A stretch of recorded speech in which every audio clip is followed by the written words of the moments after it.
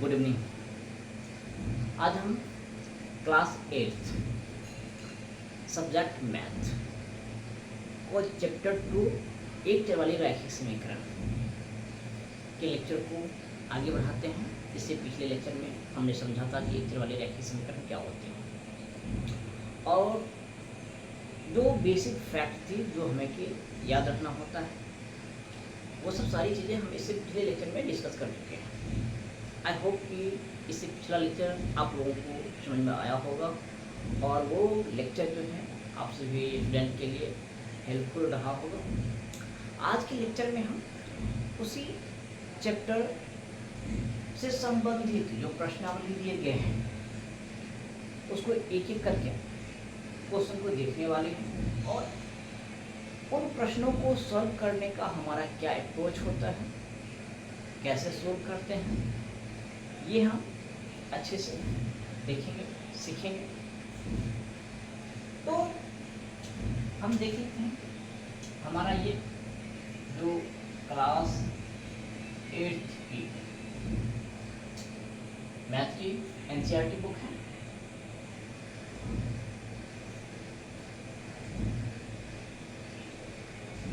NCERT maths chapter है हमारा 2। Chapter कौन सा है? एक चर वाले रैखिक समीकरण।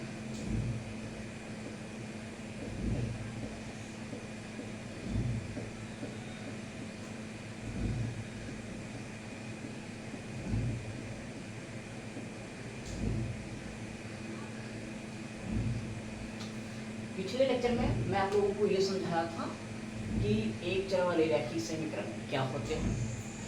आप सभी बहुत बच्चों को आई होप कि बहुत अच्छे से समझ में आया होगा। आज हम इसी पे आधारित जो प्रश्नावली दिए गए हैं, जिसमें कि हमारा पहला प्रश्नावली है एक्सरसाइज 2.1। इसमें जो टोटल 1 से लेकर 10 तक क्वेश्चन दिए गए हैं, सारे क्वेश्चन को हम बारी बारी से देखेंगे और उन क्वेश्चन को सॉल्व करने का हमारा क्या अप्रोच होता है, तो आप सभी ध्यान से देखें, सीखें। तो हम शुरू करते हैं और हमारा पहला प्रश्न है प्रश्नावली 2.1 का।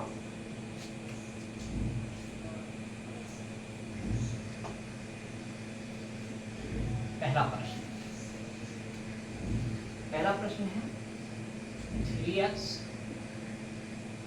Equal to 2x plus 8। ये हमारा क्लास 8 का एनसीईआरटी मैथ चैप्टर 2 एक चर वाले रैखिक समीकरण की प्रश्नावली 2.1 का पहला सवाल है। इसमें टोटल 10 प्रश्न हैं। सारे प्रश्न को हम बारी बारी से देखते हैं। तो हमारा पहला प्रश्न है 3x equal to 2x plus 8। हम देख पा रहे हैं ये एक चर वाले रैखिक समीकरण है और इसमें टोटल 3 टर्म दिए गए हैं। एक टर्म 3x है, एक टर्म 2x और एक टर्म ये 18 है। हम पिछले लेक्चर में हमने बताया था कि एक चर वाले रैखिक समीकरण को सॉल्व करने का जो हमारा पहला अप्रोच होता है, तो हम क्या करते हैं कि जिसमें वेरिएबल है यानी कि जिसमें चर है, उन सारी टर्म को एक तरफ कर लेते हैं और बिना चर वाली जो टर्म है उसको एक तरफ कर लेते हैं।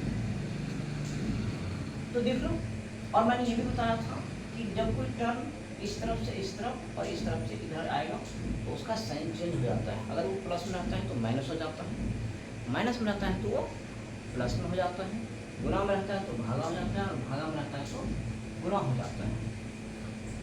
चलो तो इस प्रश्न को हम सॉल्व करते हैं और देखते हैं। हम देख पा रहे हैं कि ये 2x प्लस में है, तो अगर हम 2x को इक्वल की इस तरफ ले आएंगे तो ये क्या होगा, माइनस में हो जाएगा, क्योंकि साइन क्या हो जाता है, चेंज। तो हम लिखते हैं, देखते हैं ये 3x को पहले से इस तरफ है, ये 2x इधर प्लस में है, इधर आ जाएगा तो क्या हो जाएगा माइनस 2x और ये इक्वल टू का साइन 10 का प्लस रहेगा, इधर क्या बचा रहेगा 18। 18 के पहले ये जो प्लस का साइन है ये हमें लिखने की जरूरत नहीं है, क्योंकि हमें पता है कि जब कोई नंबर के पहले कोई साइन नहीं होता वो तो प्लस ही होता है। और इसको हम सॉल्व करते हैं, प्लस 3x माइनस 2x इसको सॉल्व करेंगे तो 3x में से 2x माइनस हो जाएगा, क्या बचेगा x इक्वल टू 18। और यही हमारा इस समीकरण का क्या हो गया, आंसर हो गया। दरअसल एक चर वाले रैखिक समीकरण में जो वेरिएबल होता है उसी का जो अंतिम वैल्यू आता है वही हमारा फाइनल आंसर होता है। तो इस समीकरण का आंसर क्या हो गया, x इक्वल टू 18। अब हम दूसरा सवाल देखते हैं।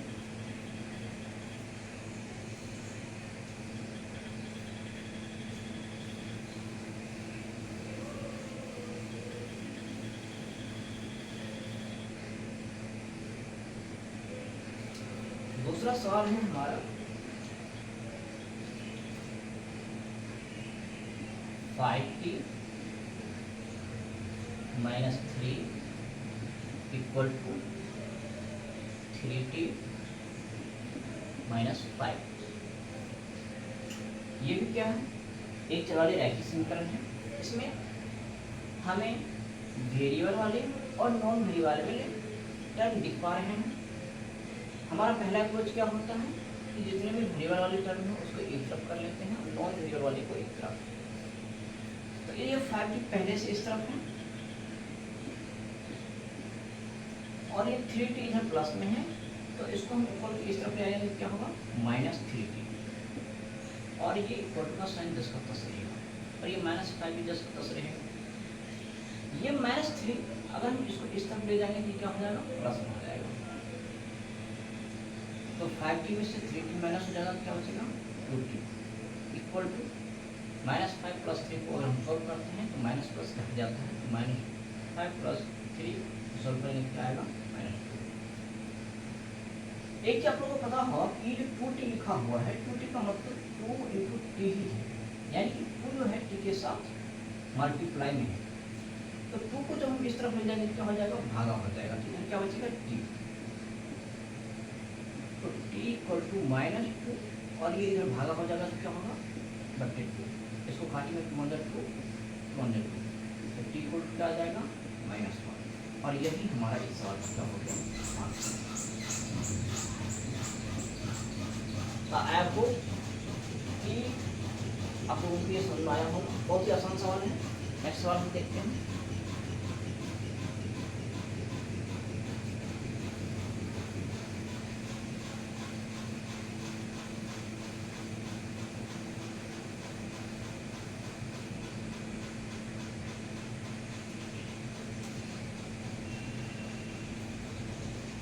थर्ड सवाल है हमारा 5x plus 9 equal to 5 plus 3x। यही सवाल है। अब हम क्या करेंगे, वेरिएबल वाले को एक तरफ कर लेते हैं, तो ये प्लस 3 इस तरफ लाएंगे तो क्या हो जाएगा माइनस। इधर ये 5x प्लस में पहले से है, ये इधर आएगा क्या हो जाएगा माइनस 3x इक्वल टू 5 और ये प्लस 9 इधर जाएगा तो इक्वल टू क्या हो जाएगा माइनस 9। इसको सॉल्व करेंगे 5x में से 3x जाएगा तो क्या होगा 2x बराबर ये 5 प्लस में है और ये 9 माइनस में है। प्लस माइनस को जब सॉल्व करते हैं तो घट जाता है, तो ये क्या हो जाएगा -4। ये 2x का मतलब तो जो है x के साथ गुना में है, तो 2 की इधर लिए क्या हो जाएगा आधा, तो इधर क्या बच जाएगा x, तो -4 और ये 2 इसके बटने में आ जाएगा, बटेगा 2 4, तो x को क्या आ जाएगा -2। यही हमारे इस सवाल का आंसर है। आई होप कि आप लोगों को समझ आया होगा। नेक्स्ट सवाल है हमारा, देखो question number 4 4z plus 3 equal to 6 plus 2z। फिर से हमारा वही अप्रोच, वेरिएबल वाले टर्म को हम एक तरफ कर लेते हैं, तो ये 2z जो है प्लस में है, इसको इस तरफ ले आएंगे तो क्या हो जाएगा माइनस, और ये 4z जो पहले से पहले प्लस में है, इधर ये आएगा क्या होगा माइनस हो जाएगा। इक्वल टू 6 और ये +3 इधर क्या हो जाएगा -3। इसको जो सॉल्व करेंगे तो 4z में से 2z माइनस होगा तो क्या बचेगा 2z इक्वल टू 6 में से 3 जाएगा क्या होगा 3। 2z का मतलब 2 जो है z के साथ गुना में है, तो 2 को जब हम इधर ले जाएंगे तो क्या हो जाएगा भागा में हो जाएगा। इधर क्या हो जाएगा z इंटू जेड बाय, और यही हमारे इस सवाल का आंसर है। और नेक्स्ट सवाल देखते हैं, क्वेश्चन नंबर 5।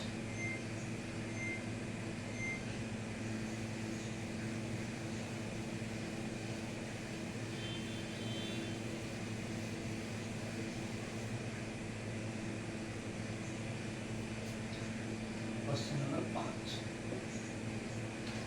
5 क्या है 2x - 1 इक्वल टू 14 - x। फिर से हमारा सेम अप्रोच रहेगा, वेरिएबल वाले को हम एक तरफ कर लेते हैं और इधर पहले से ये क्या है 2x, ये -x इधर जाएगा क्या हो जाएगा +x इक्वल टू 14, और ये -1 को जब हम इस तरफ ले जाएंगे तो क्या हो जाएगा +2। तो जब 2x और x को जो हम ऐड करेंगे तो ये क्या हो जाएगा 3x। ये x का मतलब एक x को, इधर क्या हो जाएगा 14 + 1 15, और ये 3 जो है x के साथ क्या है गुना में है, ये इधर ले जाएगा क्या हो जाएगा भागा। इधर क्या बन जाएगा x इक्वल टू 15/3। इसको जब हम काटेंगे तो 3 कम 3 3 पंचे 15, x इक्वल टू क्या हो जाएगा 5, और यही हमारा क्या होगा इस सवाल का आंसर। अब हम क्वेश्चन नंबर 6 देखते हैं। आई होप कि आप लोगों को ये समझ में आया हो। अगर आप समझ में नहीं आए तो वीडियो को पॉज करके आप देख सकते हैं। क्वेश्चन नंबर 6, क्वेश्चन 6 है 8x + 4 equal to 3 into x - 1 + 7। अब देखिए फिर से हमारा सेम अप्रोच। उससे पहले ये जो हमारा टर्म है 3 इंटू x - 1, इसका मतलब क्या हो गया कि ब्रैकेट के अंदर जो ये जो टर्म है x - 1 और ब्रैकेट के बाहर जो 3 है ये इंटू में है। तो जब इसको हम सॉल्व करेंगे तो 3 से ये x को भी गुना हो जाएगा और 3 से इस 1 को भी गुना हो जाएगा। चलो हम देखते हैं 8x + 4, और जब इसको 3 से हम x को गुना करेंगे क्या होगा 3x, और 3 से इस -1 को बना हुआ क्या होगा -3, और ये +7 तो पहले से। फिर से हमारा सेम अप्रोच रहेगा, वेरिएबल वाले टर्म को हम एक तरफ कर लेते हैं। तो देखते हैं कि ये 8x पहले से है, 3x को इधर ले आएंगे तो ये प्लस में है, इधर क्या होगा -3x इक्वल टू -3 पहले से इधर है, +7 भी पहले से है, और +4 को हम जब इस तरफ ले जाएंगे तो ये क्या हो जाएगा -4। अब इसको सॉल्व करेंगे तो +8x और -3x तो हम सॉल्व करेंगे क्या होगा 5x। अब इसको हम जब सॉल्व करेंगे तो हम देख पा रहे हैं कि -3 और ये -4 और ये प्लस में, तो हम क्या करेंगे माइनस वाले को एक साथ फिल कर लेते हैं। तो -3 और -4 को जब हम सॉल्व करेंगे एक साथ तो माइनस और माइनस ये दोनों क्या होगा आपस में जुड़ जाएगा, क्या होगा -7 और प्लस ये 7 5x, और जब -7 और ये +7 इसको जब हम सॉल्व करेंगे तो माइनस प्लस हट जाएगा तो ये क्या हो जाएगा 3। फिर से वही बात, ये 5 जो है x के साथ गुना में है तो 5 की जगह क्या होगा भागा हो जाएगा, इधर क्या बचेगा x = 0/5। और जब किसी नंबर से हम 0 में भाग देते हैं तो वो उसका परिणाम हमेशा 0 ही आता है। इस प्रश्न का उत्तर x = क्या आ गया 0। आई होप ये समझ में आया होगा। एक बार फिर से मैं रिपीट कर देता हूँ कि ये जो x - 1 ब्रैकेट के अंदर है उसके बाहर ये 3 जो है इंटू में है, तो 3 से इस दोनों को ही गुना होगा। 3 से x को भी गुना होगा, 3 से -1 को भी गुना करेंगे होगा। तो 3 से जब हम x को गुना करेंगे तो 3x होगा, और इस 3 से -1 को गुना करेंगे -3, और ये +7 को पहले से। इस 3x को जब इधर लाएंगे तो ये प्लस में है, इधर क्या हो जाएगा माइनस इक्वल टू -3 पहले से है, +7 पहले से है, और ये +4 जो है इधर जगह क्या होगा -4। तो जो हम इसको सॉल्व करेंगे तो -3 और -4 दोनों मिलकर क्या हो जाएगा -7 और ये +7। इसको जब हम सॉल्व करेंगे तो -7 + 7 मिलकर क्या हो जाएगा 0।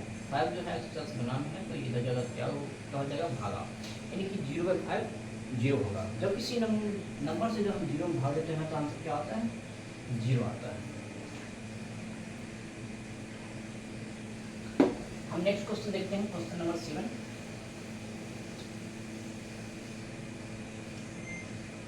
क्वेश्चन नंबर 7 हमारा है x equal to 4/5 into x plus 10। यही हमारा क्वेश्चन नंबर 7। एक बार हम मिला लेते question. x equal to 4/5 into x plus 10। देखिए फिर से हम क्या देख पा रहे हैं कि 4/5 जो है बट्टे में है, यानी कि 5 जो है 4 के साथ भागा में है, तो इधर 5 को इधर ले आएंगे तो क्या होगा गुना हो जाएगा। तो x को 5 के साथ गुना होगा तो क्या होगा x × 5, क्योंकि 4 पहले से इधर है, इधर क्या बचेगा x प्लस 10।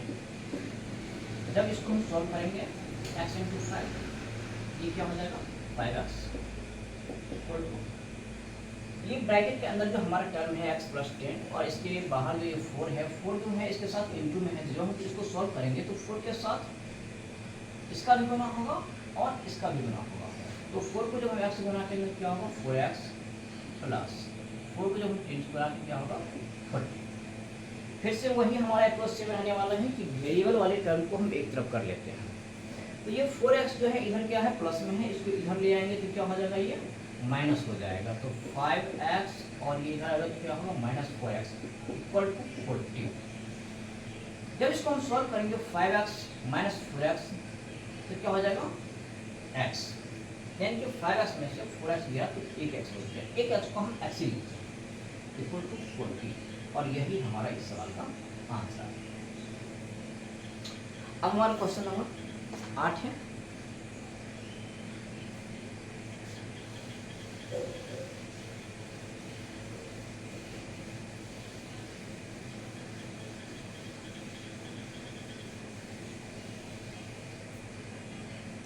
क्वेश्चन नंबर 8 है हमारा 2x, क्वेश्चन नंबर हमारा x सब 8 है 2x/3 + 1 इक्वल टू 7x/15 + 3। एक बार फिर से हम सवाल को मिलान कर लेते हैं। सवाल क्या है हमारा 2x/3 + 1 इक्वल टू 7x/15 + 3। चलिए हम क्या देख पा रहे हैं, ये जो टर्म है हमारा बट्टे में है, ये तो बट्टे में नहीं है, ये भी टर्म हमारा बट्टे में है और ये टर्म बट्टे में नहीं है। सही बात है। फिर से हमारा सेम वही अप्रोच रहेगा। जो टर्म वेरिएबल वाले हैं जैसे कि 2x/3 और 7x/5 इसको हम एक तरफ कर लेते हैं। ये क्या है प्लस में, इधर आएगा क्या होगा माइनस, और 2x/3 जो पहले से इधर है इसको इधर ले जाएंगे क्या होगा -7x/15 और ये इक्वल टू का साइन +3 तो पहले से है तो 3 के पहले प्लस लिखने की जरूरत नहीं है, क्योंकि जब इसके आगे कोई सेन मत ये प्लस ही है। और ये +1 को जब हम इक्वल टू के इस तरफ ले जाएंगे क्या हो जाएगा माइनस। अब इसको हम सॉल्व करते हैं। ये देख पा रहे हैं बट्टे में है, ये भी बट्टे में है, तो इसको सॉल्व करने के लिए हमें 3 और 5 का एलसीएम लेंगे क्या हो जाएगा 15 भी होगा। 3 × 5 = 15 तो 2x को 5 से गुना होगा क्या होगा 10x माइनस 15 हो जाएगा 15 तो 7x को 1 से गुना होगा 7x ही होगा इक्वल टू, इसको सॉल्व करें 3 में से एक जगह क्या होगा 2। अब देखिए इसको सॉल्व करेंगे तो 10x में से 7x जाएगा तो ये क्या होगा 3x/15 इक्वल टू 2। अब देखिए हम ऐसा भी कर सकते हैं, इसको काट कर लेते हैं। 3 × 1 = 3 और 3 × 5 = 15 तो इधर क्या बचेगा x/5 इक्वल टू 2। ये 5 जो है x के साथ भागा में है, इधर जगह क्या हो जाएगा गुना, इधर क्या बचेगा x इक्वल टू 2-5 यानी कि x इक्वल टू क्या आ जाएगा 10। और यही हमारा इस सवाल का क्या होगा आंसर। आई होप कि आप लोगों को ये सवाल आसानी से समझ में आया होगा। अब हमारा नेक्स्ट क्वेश्चन है क्वेश्चन नंबर 9। आई होप कि आप लोग ये नोट कर लिए होंगे। क्वेश्चन नंबर 9 हमारा है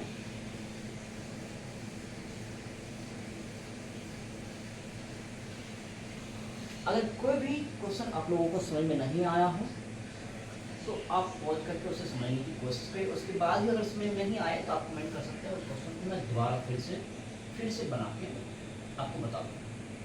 क्वेश्चन नंबर 9 है हमारा 2y plus 5/3 equal to 26/3 minus y। फिर से हमारा सेम अप्रोच, वेरिएबल वाले टर्म को हम एक तरफ कर लेते हैं। ये y जो है माइनस में है, इसको इधर ले आएंगे, ये प्लस हो जाएगा, और 5/3 ये प्लस में है, इसको इधर ले जाएंगे तो क्या हो जाएगा माइनस। चलिए हम देखते हैं 2y और ये इधर जाएगा क्या होगा प्लस y इक्वल टू 26/3 से पहले से है, ये 5/3 प्लस में है, इधर जाएगा क्या होगा माइनस 5/3।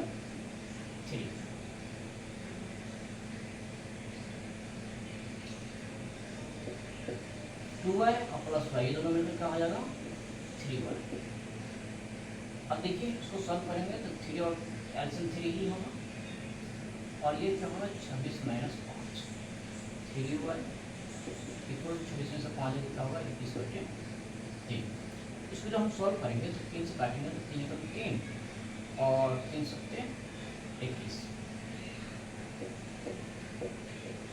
क्या आ गया 3y इक्वल टू 7।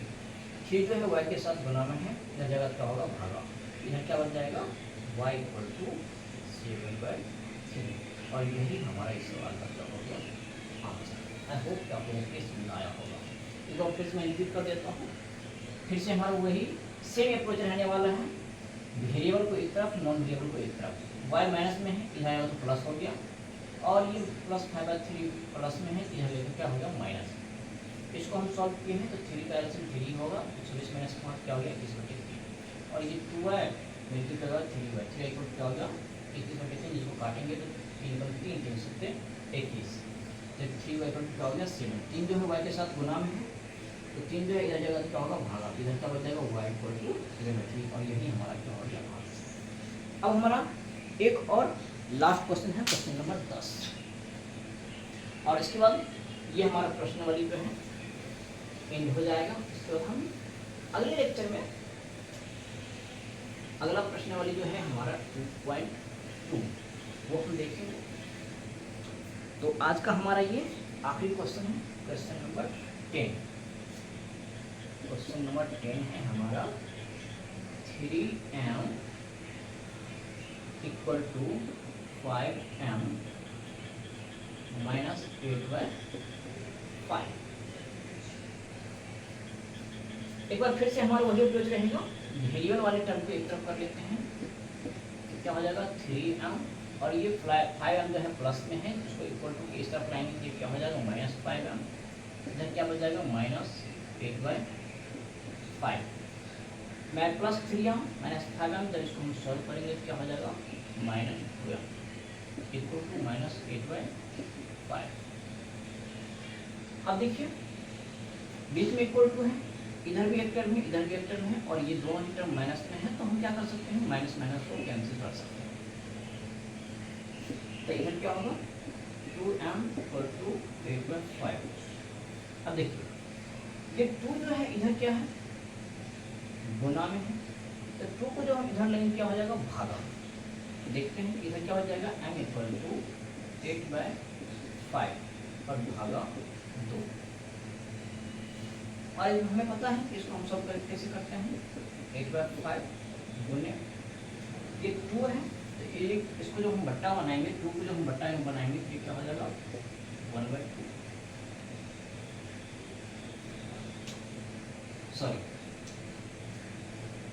ये 2 जो है, इस 2 को जब हम बट्टा बनाएंगे तो 2 के नीचे में हम 1 लिख सकते हैं, और हम हल करने के लिए हम क्या करते हैं एक टर्म को पलट देते हैं, यानी कि नीचे में जो डिनोमिनेटर होता है वो नोमिनेटर बन जाता है और जो ऊपर में नोमिनेटर होता है वो क्या हो जाता है डिनोमिनेटर। ये क्या हो जाएगा 1/2। जब इसको हम सॉल्व करेंगे तो 2 × 2 और 2 × 8, तो इधर क्या होगा m = 4/5 और यही हमारा इस सवाल का फाइनल आंसर है। तो आई होप ये सारे क्वेश्चन एक एक करके मैंने बहुत अच्छे से आप लोगों को बताने की समझाने की कोशिश किया है, आप लोगों को समझ में आया होगा। इसके बावजूद भी अगर किसी प्रश्न में कोई डाउट रह गया हो, समझ में नहीं आया हो, तो आप हमें कमेंट में बता सकते हैं। उस क्वेश्चन को हम दोबारा फिर से आपको बना के समझाएंगे। आई होप ये लेक्चर आप लोगों को पसंद आया होगा। इससे नेक्स्ट लेक्चर में हम क्या करेंगे, इसी चैप्टर 2 का जो हमारा प्रश्नावली 2.2 होगा उसके सारे प्रश्न हम देखने वाले हैं। तो आज की क्लास हमारी यहीं तक है, मिलते हैं नेक्स्ट वीडियो में। Thank you.